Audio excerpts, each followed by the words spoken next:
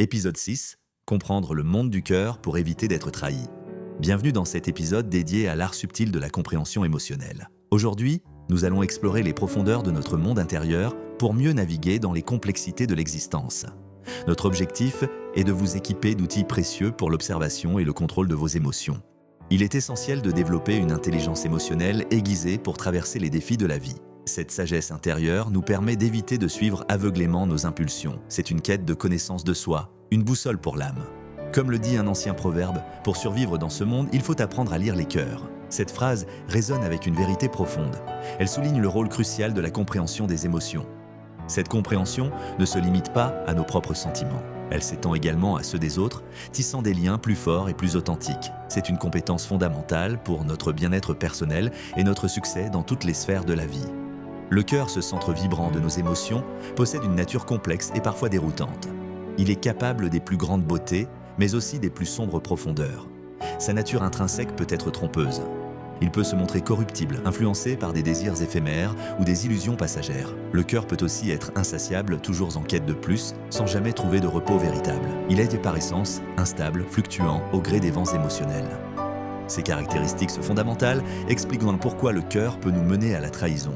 Non pas toujours par malice, mais souvent par sa propre nature imprévisible. La principale raison de cette trahison réside dans sa tendance à réagir impulsivement. Le cœur est avant tout mu par l'émotion pure. Il ne s'appuie pas sur la pensée rationnelle ou une réflexion posée. C'est cette impulsivité qui peut nous égarer, nous faisant prendre des chemins que la raison aurait évités. Il est donc impératif de ne pas le laisser seul aux commandes. Apprendre à observer ses mouvements, à comprendre ses caprices, est une étape cruciale. C'est ainsi que nous pouvons commencer à le guider plutôt que d'être son jouet.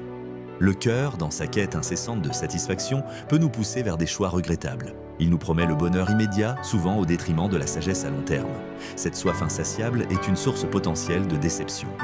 Sa nature changeante rend difficile de s'y fier aveuglément. Ce qui nous passionne aujourd'hui peut nous laisser indifférents demain. Cette inconstance est une leçon à méditer.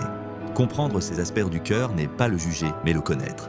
C'est reconnaître ses forces et ses faiblesses. C'est une démarche d'humilité et de lucidité. Cette connaissance nous permet de ne pas être surpris par ses volte-face. Elle nous prépare à ses élans et à ses retraits. C'est une forme de préparation émotionnelle. Le cœur, sans la lumière de la conscience, peut devenir un labyrinthe. Un lieu où l'on se perd facilement, où les illusions règnent en maître. Il est temps d'allumer cette lumière. Il est temps de cesser de le suivre sans discernement. De lui donner une voix, oui, mais de ne pas lui accorder le pouvoir absolu. L'équilibre est la clé. La trahison du cœur n'est pas toujours un acte malveillant. Elle est souvent le résultat d'une méconnaissance de sa propre mécanique. Une mécanique complexe, mais pas impénétrable. En comprenant ces mécanismes, nous pouvons anticiper ses réactions. Nous pouvons apprendre à le tempérer, à le guider vers des choix plus alignés. C'est un chemin vers la maîtrise de soi. Cette maîtrise n'est pas une suppression des émotions. C'est une harmonisation, une danse entre le ressenti et la raison. Une danse qui mène à une plus grande paix intérieure.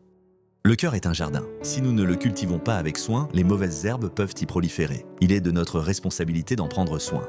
Il est de notre devoir de le comprendre, de le nourrir avec sagesse, de le protéger de ses propres excès. C'est un travail constant, mais ô combien gratifiant. L'histoire de l'actrice Constance Wu nous offre un exemple poignant du pouvoir de la conscience de soi. Son parcours illustre la capacité humaine à transformer la souffrance en sagesse. Elle a traversé une épreuve d'une intensité rare. Après avoir survécu à une tentative de suicide, Constance Wu a entrepris un chemin de guérison profond. Son expérience met en lumière la puissance de l'auto-observation. Elle a appris à ne plus être la victime de ses propres émotions. Au lieu de se laisser submerger, elle a développé la capacité d'observer ses réponses émotionnelles. Elle a opéré un changement fondamental dans son rapport à ses sentiments. Elle est passée de l'état de contrôlée à celui d'observatrice. Cette capacité à prendre du recul et à analyser ses propres sentiments est une compétence vitale. Elle permet de ne pas être emporté par la tempête intérieure. C'est une ancre dans le chaos émotionnel. Cette pratique est une mesure préventive essentielle contre les comportements autodestructeurs. Elle nous offre un espace de choix, là où auparavant il n'y avait que la réaction. C'est la liberté retrouvée. Constance Wu a découvert que la clé n'était pas de supprimer ses émotions. Il s'agissait plutôt de les reconnaître, de les nommer et de comprendre leur origine. C'est un acte de courage et de lucidité. Elle a appris à ne pas s'identifier à chaque pensée ou sentiment qui traversait son esprit. Elle a compris qu'elle était plus grande que ses émotions passagères. C'est une révélation libératrice. Cette prise de conscience lui a permis de reprendre le contrôle de sa vie. Elle a pu reconstruire son monde intérieur sur des bases plus solides. C'est un témoignage inspirant de résilience. L'auto-observation est un muscle qui se développe avec la pratique. Chaque fois que nous choisissons d'observer plutôt que de réagir, nous le renforçons. C'est un entraînement quotidien. Cela commence par de petits moments de pause, Respirer profondément, se demander ce que l'on ressent sans jugement, juste observer comme un scientifique observe un phénomène. Cette pratique nous aide à identifier les schémas émotionnels récurrents. Nous pouvons alors comprendre ce qui déclenche nos réactions les plus intenses. C'est une cartographie de notre âme. En connaissant nos déclencheurs, nous pouvons choisir de réagir différemment. Nous ne sommes plus des marionnettes de nos impulsions, nous devenons les maîtres de notre destin émotionnel. L'exemple de Constance Wu nous montre que même dans les moments les plus sombres, il y a une voie vers la lumière. Cette voie passe par la connaissance de soi. C'est un chemin d'espoir. C'est une invitation à regarder en nous avec bienveillance et curiosité, à explorer nos paysages intérieurs sans peur. C'est le début d'une véritable transformation. Cette transformation n'est pas instantanée, elle est un processus. Un processus de découverte et d'apprentissage continu, chaque pas compte. Le pouvoir de la conscience de soi est à la portée de tous. Il ne demande qu'une chose, la volonté de regarder en face ce qui est. C'est un cadeau que l'on se fait à soi-même. Nous arrivons au terme de notre exploration du monde du cœur. Nous avons vu que la compréhension de nos émotions est une quête essentielle. Elle nous protège des pièges que notre propre cœur peut nous tendre.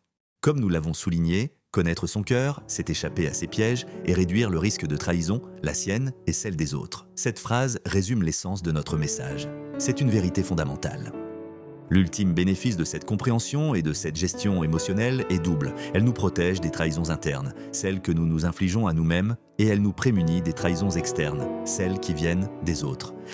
En cultivant cette intelligence émotionnelle, nous nous ouvrons à une vie plus épanouissante et plus résiliente. C'est un chemin vers la découverte de soi et la maîtrise de soi. C'est la promesse d'une existence plus riche. Comprendre nos émotions, c'est comme apprendre à lire une carte complexe. Chaque sentiment est un repère, chaque réaction, un chemin potentiel. Savoir les interpréter nous permet de choisir la bonne direction. Cette connaissance nous donne le pouvoir de ne pas être emportés par les courants. Elle nous permet de rester ancrés, même lorsque les vagues sont fortes. C'est une force tranquille. La gestion émotionnelle n'est pas une suppression des sentiments. C'est une capacité à les ressentir pleinement, tout en choisissant comment y répondre. C'est une danse délicate entre l'être et le faire. En développant cette compétence, nous améliorons nos relations avec les autres. Nous sommes plus à l'écoute, plus empathiques et moins réactifs. Nos interactions deviennent plus profondes et plus authentiques. Nous apprenons à poser des limites saines, à exprimer nos besoins clairement. Nous évitons les malentendus et les conflits inutiles. C'est un investissement dans la qualité de nos liens. La résilience émotionnelle est la capacité à rebondir après les épreuves. Elle est forgée par la connaissance de soi et la pratique de l'auto-observation. Chaque défi devient une opportunité de croissance.